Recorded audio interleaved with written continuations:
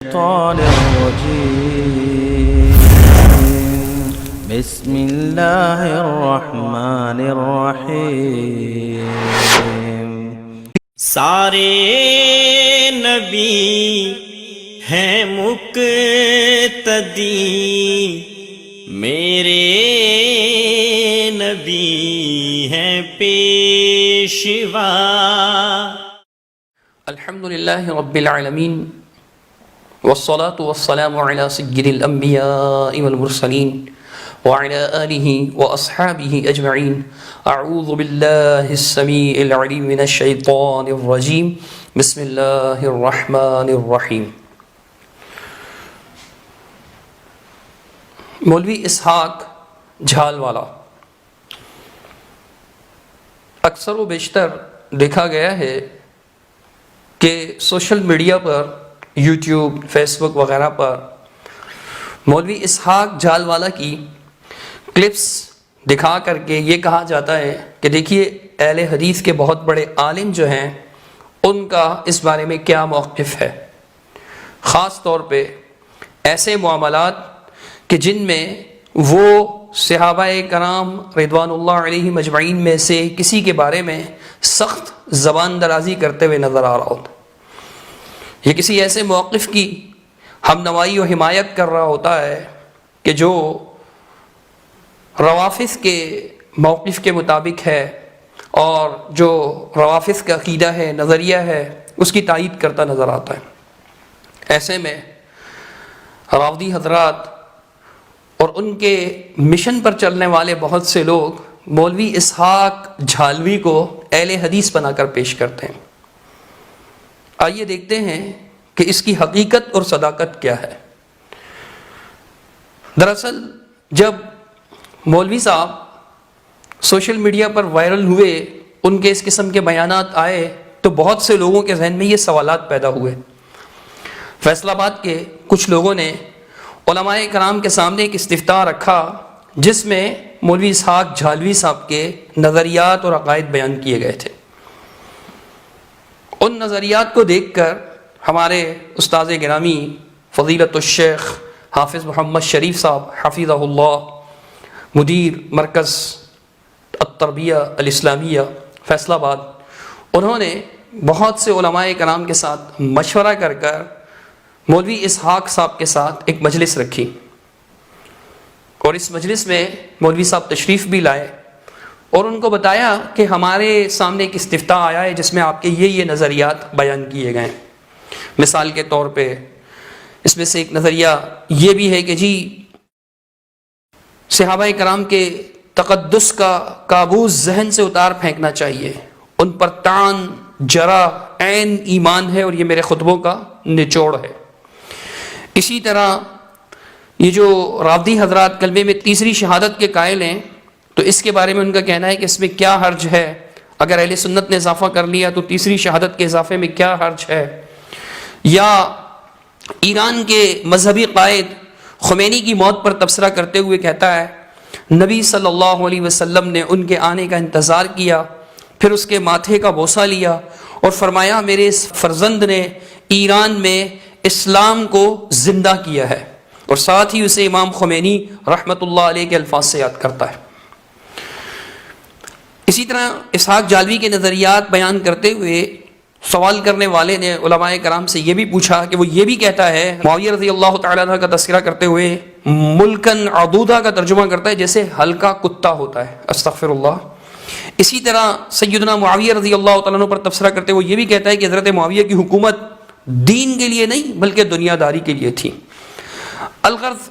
اس طرح کے کئی اور نظریات، جیسے سیدنا عثمان رضی اللہ تعالیٰ عنہ کے قاتلین کے بارے میں اس کا یہ کہنا کہ وہ ایسے صاحب کرامات ولی تھے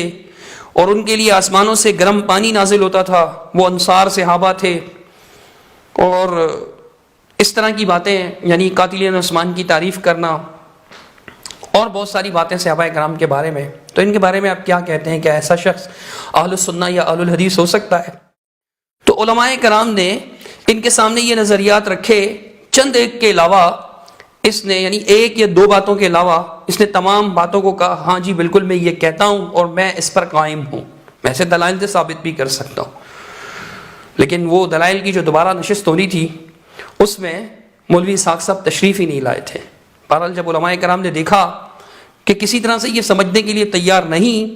تو انہوں نے اس پر ایک فتویٰ شائع کیا، متفقہ فتویٰ، اس میں فیصل آباد کے کبار علماء شامل تھے، انہوں نے اس پر جو ہے وہ فتویٰ دیا۔ ان کے نام میں آپ کے سامنے بیان کروں گا کہ وہ کون سے علماء کرام تھے۔ یہ فتویٰ جو ہے اہل حدیث کے معروف علمی ہفت روزہ رسالہ، ہر ہفتے ایک بار شائع ہوتا ہے، اس کے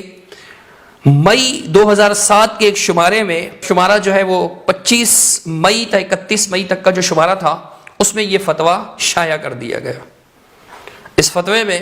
واضح طور پر اس بات کو بیان کیا کہ یہ اپنے ان عقائد کی وجہ سے اہل السنہ میں شامل نہیں۔ جواب دیتے ہوئے حمد و ثنا کے بعد لکھا کہ صحابہ کرام رضی اللہ عنہم کے بارے میں اہل السنہ والجماعہ کا عقیدہ یہ ہے کہ تمام صحابہ عادل اور امین ہیں، اور رضی اللہ عنہم ورضوا عنہ کی بشارت اور وَكُلًّا وَعَدَ اللَّهُ الْحُسْنَى کی نوید کے مطابق سب صحابہ جنتی ہیں، اور جملہ اصحاب رسول سے محبت جز ایمان ہے۔ اس پر قرآن پاک کی آیات اور احادیث نبویہ صلی اللہ علیہ وسلم نہایت واضح ہیں۔ پھر سورہ توبہ کی آیت نمبر 100 نقل کی، والسابقون الاولون من المہاجرین والانصار والذین اتبعوهم بإحسان رضی اللہ عنہم ورضوا عنہ واعد لهم جنات تجری من تحتها الانہار خالدین فیہا ابدا ذلک الفوز العظیم۔ فرمایا سبقت لے جانے والے، سب سے پہلے سبقت لے جانے والے مہاجرین اور انصار میں سے، اور جنہوں نے ان کی پیروی کی احسن طریقے سے، اللہ ان سے راضی ہوا، وہ اللہ سے راضی ہوئے، اور ان کے لیے جنات ہیں، باغات ہیں، ایسے باغات جن کے نیچے نہریں بہتی ہوں گی، وہ اس میں ہمیشہ رہیں گے، اور یہ بہت بڑی کامیابی ہے۔ ذالک الفوز العظیم، یہی بہت بڑی کامیابی ہے۔ یہ آیت نقل فرمائی، اور پھر اس کے بعد والذین جاءوا من بعدهم يقولون ربنا اغفر لنا ولإخواننا الذين سبقونا بالإيمان ولا تجعل في قلوبنا غلا للذين آمنوا ربنا إنك رؤوف رحيم۔ سورۃ الحشر کی آیت نمبر 10 نقل کی کہ جو بعد میں آئے، یعنی اس آیت میں پہلے مہاجرین اور انصار کا تذکرہ ہے، اس سے پہلے والی آیات میں مہاجرین اور انصار کا تذکرہ ہے، بعد میں فرمایا کہ جو ان کے بعد آنے والے ہیں ان کا رویہ کیا ہے۔ فرمایا ان کا رویہ یہ ہے کہ جو بعد میں آنے والے ہیں وہ یہ ہمیشہ یہ کہتے رہتے ہیں، یہ دعا مانگتے ہیں کہ اے رب ہمارے ہمیں بخش دے اور ہمارے ان بھائیوں کو بھی بخش دے جو ہم سے پہلے ایمان لائے، ایمان میں ہم سے سبقت لے گئے۔ وَلَا تَجْعَلْ فِي قُلُوبِنَا غِلًّا لِلَّذِينَ آمَنُوا، اور ہمارے دلوں میں ایمان والوں کے لیے تھوڑی سی بھی کدورت، تھوڑا سا بھی کینہ ہمارے دلوں میں نہ رکھ۔ اے ہمارے رب، بے شک تو بہت زیادہ مہربان اور بہت زیادہ رحم کرنے والا ہے۔ یہ آیت نقل کی، اور رسول اللہ صلی اللہ علیہ وسلم کی حدیث مسلم شریف کی کہ لا تسبوا احدا من اصحابی، میرے صحابہ میں سے کسی کو بھی برا نہ کہو۔ پھر اہل السنہ والجماعہ کا عقیدہ بیان کرتے ہوئے امام طحاوی حنفی رحمہ اللہ ان کی کتاب سے، عقیدہ طحاویہ سے ان کا قول بھی نقل کیا کہ اہل السنہ والجماعہ رسول اللہ صلی اللہ علیہ وسلم کے صحابہ سے محبت رکھتے ہیں، اور ان میں سے کسی کی محبت میں غلو نہیں کرتے، اور نہ ان میں سے کسی سے براءت کا اظہار کرتے ہیں۔ جو ان سے بغض رکھے اور ان کا ذکر بھلائی سے نہ کرے، ہم اس سے بغض رکھتے ہیں، ہم ان کا ذکر بہتر طور پہ ہی، یعنی ہمیشہ اچھے الفاظ کے ساتھ ہی کرتے ہیں۔ ان کی محبت دین، ایمان اور احسان یعنی نیکی ہے، جبکہ ان سے بغض رکھنا کفر، نفاق اور سرکشی ہے۔ عقیدہ طحاویہ کے حوالے سے یہ عبارت نقل کی۔ اس کے بعد فرمایا اہل علم نے کہ ان آیات و احادیث کی روح سے اور اہل سنت کے عقیدے کے مطابق درج بالا نظریات کا حامل شخص بدعتی، روافض کا ہم نوا اور اہل سنت کے عقائد صحیحہ سے منحرف اور غیر سبیل المؤمنین کا پیروکار ہے۔ ایسے شخص کو اہل حدیث سمجھنا، کہنا یا لکھنا اور اسے امام و خطیب مقرر کرنا قطعاً جائز نہیں، بلکہ حب صحابہ کا تقاضا یہ ہے کہ ایسے شخص سے براءت کا اظہار کیا جائے۔ علماء اہل حدیث نے مولوی اسحاق جالوی کی زندگی میں ہی اس سے علی الاعلان براءت کا اظہار کر دیا تھا، اور اپنے رسائل اور جرائد میں شائع کر دیا۔ الاعتصام کے علاوہ اور بھی بعض رسائل میں یہ استفتاء اور یہ فتویٰ شائع ہوا۔ اس پر جلیل القدر، وقت کے جلیل القدر اہل علم جو ہیں، علماء اہل حدیث جو ہیں، انہوں نے اس پر دستخط کیے اور اس فتوے کی تائید کی کہ واقعی شخص مذکور جو صحابہ کے بغض میں مبتلا ہے قطعاً اہل حدیث کہلانے کے لائق نہیں، اس کو اہل حدیث لکھا جائے یا کہا جائے، یہ اہل حدیث نہیں ہے۔ وہ کون سے علماء کرام تھے؟ 28 علماء کرام کے دستخط ہیں، چند ایک کے نام پڑھوں گا، باقی الاعتصام کے پیجز جو ہے اسکین کی صورت میں آپ کے سامنے لگا لیں گے، آپ دیکھ لیجئے گا۔ استاذ محترم مولانا محمد عبداللہ امجد چھتوی رحمہ اللہ، جو شیخ الحدیث تھے، مرکز دعوت السلفیہ ستیانہ بنگلہ کے، اور الحمدللہ اس ناکارہ اور ناچیز دے صحیح بخاری سبقن حضرت ہی سے پڑھی تھی۔ اسی طرح دوسرا نام مولانا حافظ عبدالعزیز علوی حفظہ اللہ، شیخ الحدیث جامعہ سلفیہ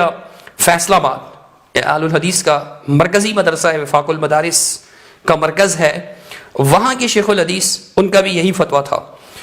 استاذ گرامی فضیلت الشیخ مولانا ارشاد الحق اثری حفظہ اللہ، جو ادارہ علوم اثریہ منٹگمری بازار فیصل آباد کے سرپرست بھی ہیں۔ استاذ گرامی مولانا حافظ مسعود عالم حفظہ اللہ، نائب شیخ الحدیث جامعہ سلفیہ فیصل آباد۔ استاذ گرامی مولانا حافظ محمد شریف صاحب حفظہ اللہ، مدیر مرکز تربیہ الاسلامیہ فیصل آباد۔ مولانا محمد یونس بٹ حفظہ اللہ، مدیر امتحانات وفاق المدارس السلفیہ فیصل آباد۔ مولانا مفتی عبد الحنان زاہد، مفتی جامعہ سلفیہ فیصل آباد۔ مولانا مفتی عبد الحنان کے بعد مولانا محمد یاسین ظفر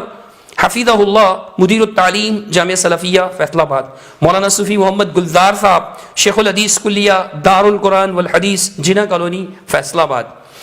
مولانا محمد حود صاحب، مولانا استاذ محترم مولانا عتیق اللہ سلفی صاحب، اور عبد المنان راسخ صاحب، اور بہت سے علماء کرام کے نام ان کے دستخطوں کے ساتھ، ان کے مواہیر کے ساتھ لیے گئے، جنہوں نے اس فتوے کی مکمل تائید کی کہ شخص مذکور اسحاق جھالوی جو ہے وہ اہل السنہ اور اہل الحدیث کی روش سے ہٹا ہوا ہے، منحرف ہے، یہ قطعاً اہل السنہ یا اہل الحدیث نہیں ہے۔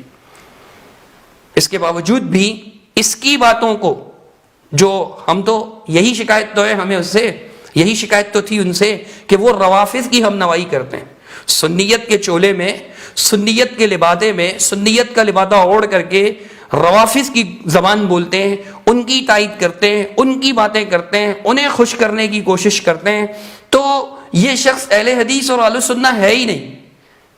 لیکن ہمارے دوستوں کا رویہ بڑا عجیب ہے،